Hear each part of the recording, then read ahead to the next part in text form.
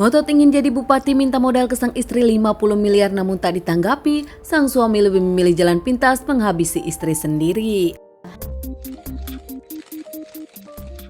Kasus ini terjadi di Batam kepada seorang istri yang ternyata pernah berprofesi sebagai kepala mantan rumah sakit swasta ditemukan tak bernyawa di rumahnya sendiri. Sebelumnya wanita bernama Teti ini pernah menikah namun akhirnya pernikahan pertamanya harus kandas dan bercerai di tengah jalan. Saat itu bahkan dirinya pernah bermasalah dengan suami pertamanya. Sang suami melaporkan Teti terkait dugaan membaliknamakan tanah yang bukan milik Teti. Tak bahagia dengan pernikahannya bersama lelaki bernama Muhammad Darwin Zolwani, Teti dikaruniai 3 orang anak, namun akhirnya lebih memilih bercerai dengan suami pertamanya ini. Teti sendiri nampaknya mengakui lebih tenang sendiri daripada dengan suami pertama. Menjadi janda di usia 60 tahun tak membuat Teti trauma, Teti nampaknya masih mencari cinta.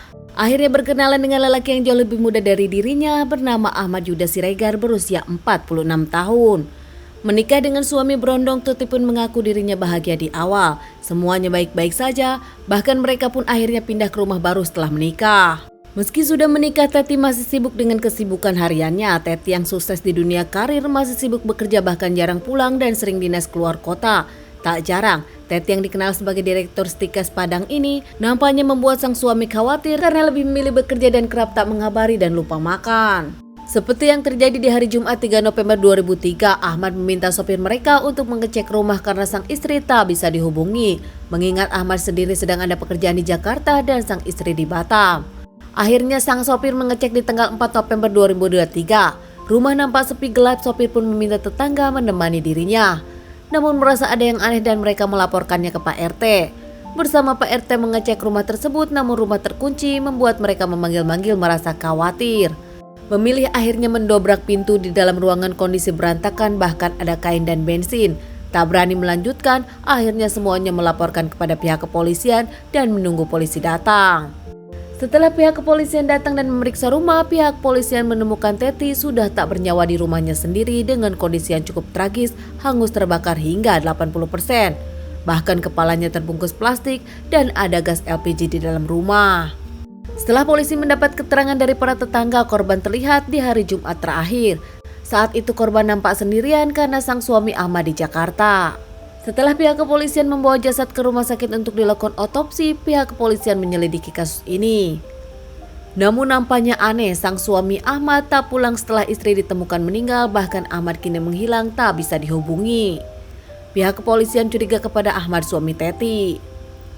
Setelah menyelidiki lebih dalam kasus ini, akhirnya mendapatkan satu kesaksian dari sopir online yang menyebutkan ada barang Ahmad ketinggalan, yaitu surat tanah atas nama Teti tertinggal di mobil online tersebut. Bahkan saat itu menurut sopir online tersebut menyebutkan Ahmad tak sendiri melainkan bersama wanita.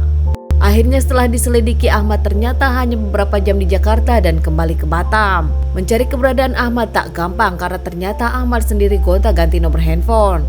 Setelah lama menyelidiki keberadaan Ahmad, akhirnya ditemukan di Pekanbaru di tanggal 11 November 2023. Ahmad ditemukan di terminal bus berencana menuju ke Medan. Saat itu penampilan Ahmad pun dirubah, dirinya menggunakan wig dan melawan saat akan dibawa ke Batam. Melawan pihak kepolisian, akhirnya Ahmad pun mendapatkan dor di 2 kakinya. Ahmad akhirnya mengakui kalau dirinya menghabisi sang istri karena cemburu. Menurut Ahmad, dirinya mendengar kalau sang istri berselingkuh dan ada lelaki lain. Namun pihak kepolisian meragukan dan setelah diselidiki ternyata benar, Ahmad hanya bohong dan hanya memfitnah sang istri. Kenyataannya adalah Ahmad meminjam ke bank senilai 50 miliar namun tak cair karena sang istri tak menyetujui. Padahal uang itu akan dipakai Ahmad untuk menjalankan diri menjadi Bupati Tapanuli. Dan ternyata Ahmadlah yang berselingkuh. Ahmad sendiri sudah menikah lagi dengan wanita lain yang masih berusia 17 tahun secara siri. Istri Siri Ahmad bahkan ikut membantu menghabisi Teti dan ada TKP membantu menggotong bersama sebelum dibakar.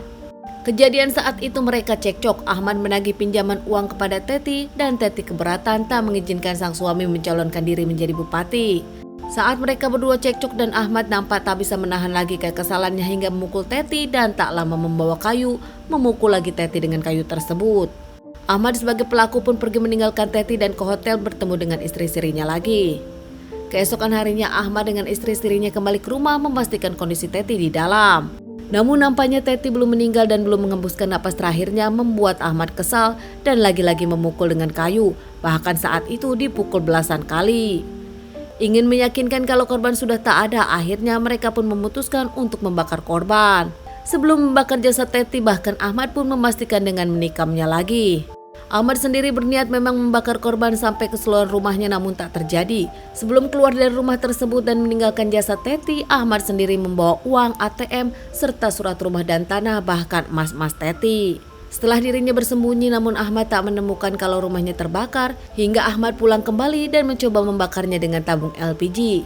Namun nampaknya rencana ini pun tak berhasil, hingga akhirnya Ahmad bersandiwara kepada sopirnya, tak bisa menghubungi sang istri hingga meminta sang sopir untuk mengecek rumah. Ahmad saat dirinya menikah dengan Teti mengaku sebagai kontraktor, namun ternyata bohong. Selama ini Ahmad adalah seorang pengangguran yang kawin cerai dan ternyata Teti dibohongi Ahmad. Ahmad sendiri diamankan dan menjalani persidangan, mendapat vonis seumur hidup, sementara istri sirinya masih dalam pencarian. Keluarga Teti yang nampaknya kaget dengan pemberitaan ini. Menurut keluarga Teti, di awal pernikahan Teti dengan Ahmad pun tak ada yang setuju. Bahkan ketiga anak Teti yang kini tengah bersedih pun mengungkapkan kalau mereka tak pernah menyetujui Teti menikah lagi dengan Ahmad. Teman-teman, sekian dulu bahasan kasus yang aku bawakan kali ini. Semoga ini bisa dijadikan pelajaran untuk kita semua dan ditunggu bahasan kasus-kasus selanjutnya.